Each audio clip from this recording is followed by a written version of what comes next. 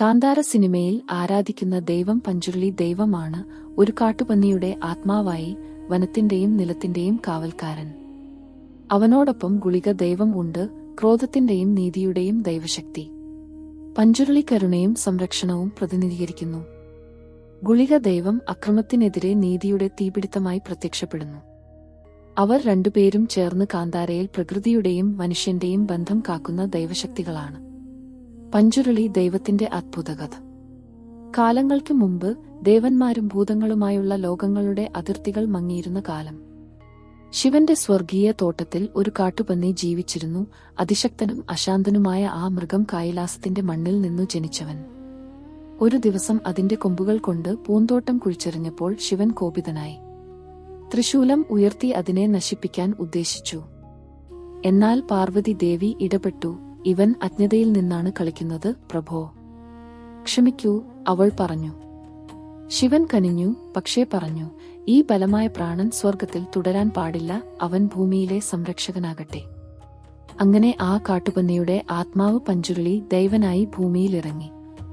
പച്ചപ്പും മഴയും നിറഞ്ഞ തുളുനാട്ടിലെ നിലങ്ങളിൽ അവൻ തന്റെ വാസസ്ഥലം കണ്ടെത്തി. അവൻ നിലത്തെ കാവൽക്കാരനായി മാറി. വിളകൾ, കന്നുകാലികൾ, വനങ്ങൾ, മനുഷ്യർ എല്ലാം അവന്റെ സംരക്ഷണത്തിലായി. മനുഷ്യർ ധർമ്മം മറന്നാൽ അവന്റെ ഗർജനം കാടുകളിലേക്കും മുഴങ്ങി. അതിനിടയിൽ മറ്റൊരു ശക്തൻ പിറന്നു.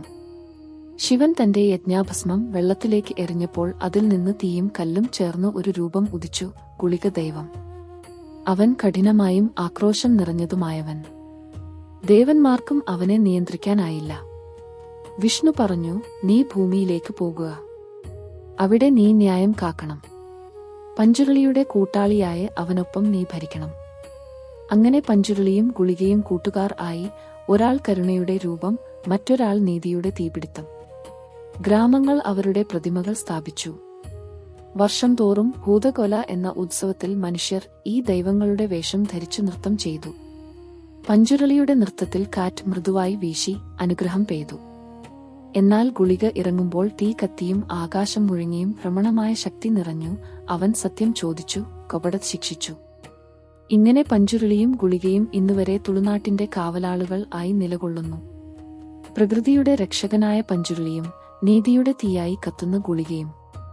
അവരുടെ കഥ നമ്മെ ഓർമ്മപ്പെടുത്തുന്നു. ഈ ഭൂമി, കാട്, നദി, മണ്ണ് എല്ലാം ദിവ്യമാണ്. മനുഷ്യൻ അതിനെ മറന്നാൽ ദൈവങ്ങൾ തന്നെ തിരിച്ചുവരും. ഇത് കഥ മാത്രമല്ല, നമ്മൾക്ക് ഒരു പാഠം. പരിസ്ഥിതിയുടെ സംരക്ഷണം, നീതി നിലനിർത്തൽ അങ്ങേയറ്റം വിലപ്പെട്ടവയാണ്. സന്തോഷം, കരുണ, നീതി ഇവയാകട്ടെ നമ്മുടെ ജീവിതത്തിന്റെ ദൈവങ്ങൾ.